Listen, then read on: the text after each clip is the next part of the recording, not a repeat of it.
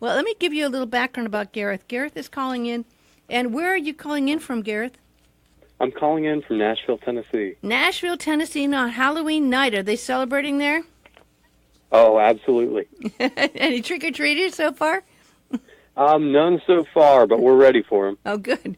Well, Gareth is a fantastic musician. I was following your career with the last CD. You're a member of the Grammys, and as I am, and I got this Voices of the Guardians release about 3 months ago, and I listened to it and fell in love with it, and it's so beautifully done, and you honor the actual voices of the Native American wonderful chieftains, the Cherokee beloved woman Nancy Ward. You have the words of Chief Seattle, Sitting Bull, and what was the concept behind this, and how did you get involved in the making of this fantastic CD? Absolutely. Well, Native American culture is something that's very, very close to my heart. It's something I'm very passionate about. I come from the Mi'kmaq people, which are people of Maine, Canada, and New Brunswick, as well as from the Cree people. And I've always had a deep fascination for Native American music and culture, and I wanted to do something special to tell the story of Native American people in a different way. And I was able to partner with Lance Bendixson, who's an amazing composer, arranger, as well as the piano player on the album. And we both came up with this concept together, and then we're able to partner with the actor Wes Studi from Dances with Wolves, Last of the Mohicans, and Avatar, and have him use his amazing voice to bring those stories to light through the music. I love this idea. I really do, and it's woven in a way that you almost feel like you're listening to a movie. You actually feel like you are visually able to conjure up that feeling. And it was interesting. Somehow you land up doing some of this. And I used to live in Santa Rosa, and I would drive up past SkyWalker Ranch. And I drive down around that area quite a bit. I was living, in Sonoma County, Santa Rosa, and everyone knew about SkyWalker Ranch. And I have to tell you, Gareth, I never got a chance to go in and see it, but it's a very famous one. It's owned still by George Lucas, isn't it? It is, yeah. What was it like? Did you get to go there? Did you see it? I did. It was such an amazing experience. I feel completely blessed to be able to have recorded with the SkyWalker Symphony over there. Wow. I spent about 3 days on the ranch, and it's amazing. It's like another world. Everything's connected by paths and roads where you can take bikes around the grounds. So we had a chance to work with the symphony for one full day and did 2 days of mixing with Leslie Ann Jones, who's just a fantastic engineer. So it was a really awesome experience to really feel the power of the orchestra combined with the emotional solo piano and solo flute that we put along with it. And it was just such a collaboration of culture as well as music. It was incredible. Well, I'm curious now, who was the connection with the SkyWalker Ranch? Was that Wes Studi, or how did you get in there? We actually had, Lance Bendixson had worked with SkyWalker previously on a project that he did for the Parks Department. Oh, wonderful, wonderful. Well, I used to drive down there because it's lovely if you can I'm sure you probably did take the drive out to the coast. And you have these beautiful redwood trees in that area, and it's a very mystical feeling anyway. And there's a lovely Zen center just a little ways from there, too, Green Gulch, which I used to go to that Zen center down there, too. But it's a lovely area, and they have a lot of space. I mean, SkyWalker Ranch covers a lot of ground, so nice that you got to actually... It is amazing out there, for sure. Oh, yeah. I didn't know they had their own symphony, though. Yeah, it's very incredible. They have tons of musicians that come in that work with SkyWalker. They have a couple different screening areas. I was able to get a chance to see a couple movies before they were released, and they have their own sound effects room, which is actually, I say room, but it's a huge barn, and it's just amazing, the music and the sounds that have come out of that place. Well, you were blessed to be able to celebrate your 20th birthday. Not many people can say they celebrated their 20th birthday at SkyWalker Ranch. And this is your second CD, isn't it? This is actually my fourth CD. Oh, my gosh. I knew you started young, but that's really young. Wow. Because you have this lovely, I guess flute has always been a spiritual instrument. You know, you think of Krishna and you think of the Native Americans, and it's always been very much of the soul, right? It kind of speaks from the soul, doesn't it? Definitely. Well, the flutes, what I tell people about the Native American flute is it was actually designed to bring people together. It was originally designed as a courtship instrument. So the young Native men of the tribes would sit outside of the huts or the teepees of the women and play flute for them at night. And if a woman liked the sound of the flute and came out to hear who was playing, then that meant she had to marry whoever that person was. Really? Wow. So the reason we know about the flutes today is after somebody got married, they'd wrap the flute up in a blanket and they'd hide it. And a lot of these flutes have started turning up over the years. And so you can still find flutes that date back to the 1800s that are still completely intact and playable. What were they made from? They were made from a lot of different woods. Some of the flutes were made from bone, but mostly from cedar. Interesting. Interesting, yeah. Well, here in Hawaii, we a lot of Native Hawaiians play nose flute, and they're made from local, sometimes bamboo even, you know, because we have a lot of bamboo here, sometimes actually out-of-control bamboo. Part of the magic of this release is that you got to do drumming at sunrise on Mt Cadillac, and that's at and I've never been to the Acadia National Park. Can you describe for people where that is in Maine? Yes, that is right near Bar Harbor in Maine, and Acadia National Park is one of the most amazing places that you can go to. Really? I had the opportunity to go to the top of Mt Cadillac, which is actually the very first place that the sunlight touches in the United States. Wow. Wow. And it was, so drumming in the sunrise for the start of the entire country's day, it felt amazing, though unfortunately I didn't get a chance to see the sunrise since it was incredibly stormy when we were on top of the mountain. Well, what's it like playing in that kind of wind? I can't even imagine being up there, let alone getting up there and the energy it takes to get up there, let alone being there to storm in a 30-mile hour gusts of wind. That's got to be interesting. It was definitely interesting. I was soaking wet. A lot of the crew, we were all just getting hammered by the mist that was up there. And I almost went down a couple times with some of the wind gusts. But I made sure to tell people, if I start to fall, save the drum. I'll find a way to be okay. Just save the drum. Save the drum. Save the drum. That's wonderful. Of course, here on Maui, we have Haleakala, which is 10,000 feet. And a lot of people visiting here make a point of going up for sunrise. Of course, that means getting up at about 3:30 or 4 in the morning. And now so many people want to do it, you have to actually have a reservation. And it can be very moody with the weather as well. Up there on the top of Haleakala, you know, you can be totally, you know, typically we're 80 degrees on Maui, but at the top there, in the winter, easily down to 30 degrees sometimes. And again, socked in sometimes with rain and even every now and then in the winter, a little bit of snow maybe even. So, yeah, I can, but there's this power. There may be weather factors, but there's this energy you feel being on the top of these power mountains, right? I'm sure it's so beautiful up there. Yeah, it is, absolutely. You could come and do a piece here and do that. So how many Sounds people? Good to me. How many people were collaborating together on this amazing CD? Well, we have myself and Lance Bendixson and Wes Studi.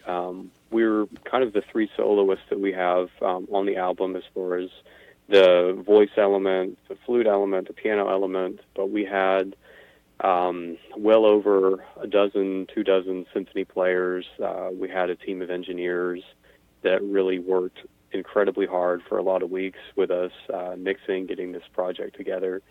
An amazing production team. We had a lot of people pouring their heart out into the project and just putting their best foot forward. And there was just really so much emotion from the start of the project to the very end. A lot of people just really expressing what was in their heart, both on the creative side and also on the technical side. Well, I have, of course, heard of Chief Seattle and Sitting Bull, but I had not heard of Nancy Ward, the Cherokee beloved woman Nancy Ward. That's the first time I'd heard her name, so I'm glad you included her. What tribes is your background related to? Probably a couple, right? Yeah, so my background comes from the Cree people as well as the Mi'kmaq people. And the Mi'kmaq people are centered around Maine, Canada, and New Brunswick, which is where all my family's from. But I was born and raised in Nashville, Tennessee. That's interesting. In such a musical city, Nashville is, right? It is. You get a chance to be around some of the great musicians there. So that's probably... Yeah, it's absolutely amazing being here, that's for sure. And did your parents play, or is it just something you picked up? Both my parents are musicians. Actually, both of my parents are from Maine, but they met in Nashville. My mom was a singer, and she did a lot in the country music world. And my father actually moved to Nashville to be a music therapist and work with traumatic brain injured patients. How fabulous! So he actually uses music for healing with people with brain injuries, huh? Absolutely. Wow, how inspiring is that to be around? So what do they think of this wonderful music you're creating? They're both, my parents are incredibly proud of everything that I've done, but to me, the greatest experience is being able to work alongside them. Both my parents were able to come with me to SkyWalker, and my parents are both very much involved with my career, so it's been nice to be doing this as a family, to let the music grow as well as our connection grow, and it's just been an awesome experience every day. Absolutely, my gosh. So this is today's the last day actually for the first round of voting, and I know most people have already voted. It's all online now. What category did you land up with the Voices of the Guardians? Because it could have been a couple, right? Right. Voices of the Guardians is currently up for Best New Age Album. Mm-hmm. And that is something that we're incredibly excited about, which actually it debuted at number 2 on the Billboard charts this week, and it's currently number 6 on the Zone Music charts as well. So myself and Lance Bendixson are both incredibly thrilled about this. So when you were creating the music with this, were they based around the words, or did the words inspire the music? Is in this particular case? For the album, the words actually came afterwards. What we did is Lance and I worked together. Sometimes, we would just sit down and an entire song would just flow out of us at once. Other times we would just do bits and pieces and try and capture scenes and images. And then as these images started to grow, like in songs like Winter Storm or in Sacred Hoop, we decided, okay, we're going to want to tell a story with more than just the music. And that's when Wes Studi came on board, and we were just thrilled to be able to have him bring to life the final piece of the vision that we had. Yeah, absolutely. You know what's so nice about a piece like this?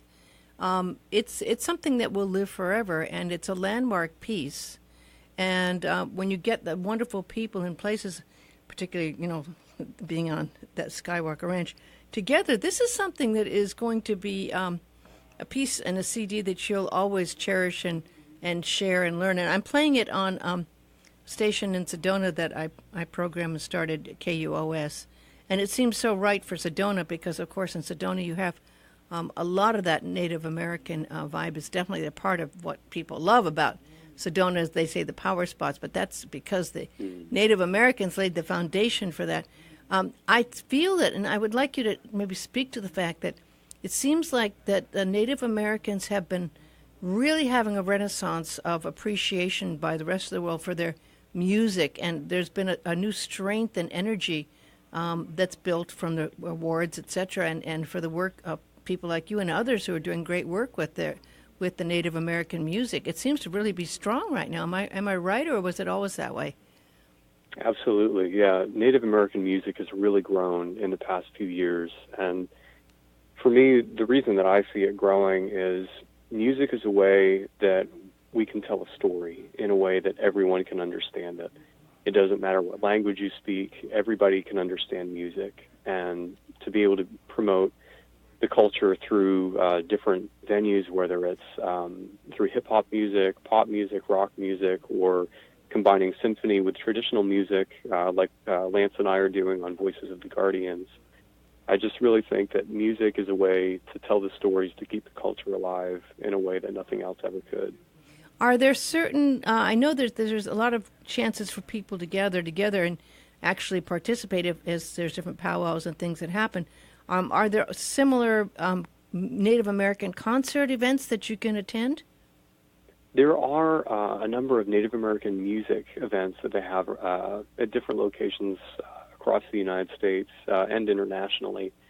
A lot of what we have here is we have Native American flute festivals. There's a couple great ones that happen in Florida every year. Native Rhythms Festival, Musical Echoes Festival, to just name a couple flute festivals.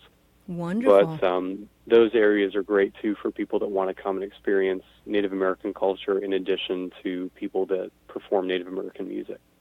Well, I think you have an amazing career ahead of you, Gareth. I mean, I remember hearing the first time I heard one of your CD, and then I saw your age, I was blown away. And I thought, how fantastic. Well, to be able to start at the age you are and then to see this connections that you're making and the growth that you're going to be doing over the years, it's really inspiring. I appreciate that. Well, there's a couple sites people can go to. They can go to voicesoftheguardians.com. And you also have the CD on CD Baby, Amazon, and iTunes. And I know some people these days, as you know, I mean, you're just 20 years old, but I mean, a lot of times people say CDs are becoming extinct. But in cases like this, it's so lovely to have the beautiful CD. I still like holding a CD and looking at the pictures and looking at the information. Sometimes MP3s don't really carry the whole story. You could download one piece, but there is concepts behind, and there also have been albums, had concepts. CDs, had stories to tell. And this is absolutely. You have a story to tell with this Voices of the Guardians, right? Oh, absolutely. Yeah, it's if you get a chance to just sit down and listen to a CD all the way through and look at the artwork and the stories within the CD, just how everything comes together, it's truly an experience, and it's the best way to experience the artist's vision that they had when they were making the music as well. So now, I know people may not realize, I mean, we're just announcing this now, but it takes a lot of work and time to make a CD and to get it out, and it's expensive and time-consuming, and a lot of times musicians don't get a lot of money back if they even break even. They're lucky, but it is something you just have to do. It's your passion. And so do you make more money by playing at gigs and selling CDs there, or what's the way you try to work to make everything here even try to break even? Well, there's a lot of different ways to make money when it comes to music. Right now, I'm a full-time college student as well as a full-time musician, so my tour schedule has been very limited lately, but I have a lot of awesome opportunities to go and perform at different colleges and promote Native American culture in some programs that I teach. Oh, that's great. As far as a musical program, I also tour. I do an anti-bully program in the school system, and I go around and play for hospice patients and do a lot of different things like that with the music. And for me, I've found over the years that working different places, you never know exactly what you're going to receive as far as payment that's not monetary.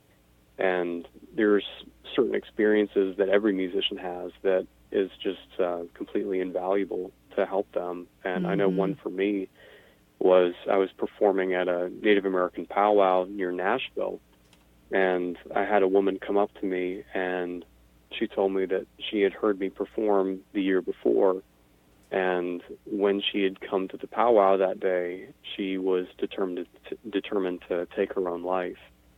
And after she heard me perform and hear one of the songs that I did about how no matter what people say, they can never take your crown away, she said that she remembered a time when she used to wear a tiara as a little girl and decided that day that she wanted to live again, and came back to the event the next year to tell me. Wow! Now that's beyond money. That's so precious, yeah. So precious. What a great story! It's things like that push the music forward, and that's why I'm so excited to be able to do Voices of the Guardians with this project to promote more healing music. Well, I am so glad you did. I just love it. It's a beautiful work of art, and I hope people get a chance to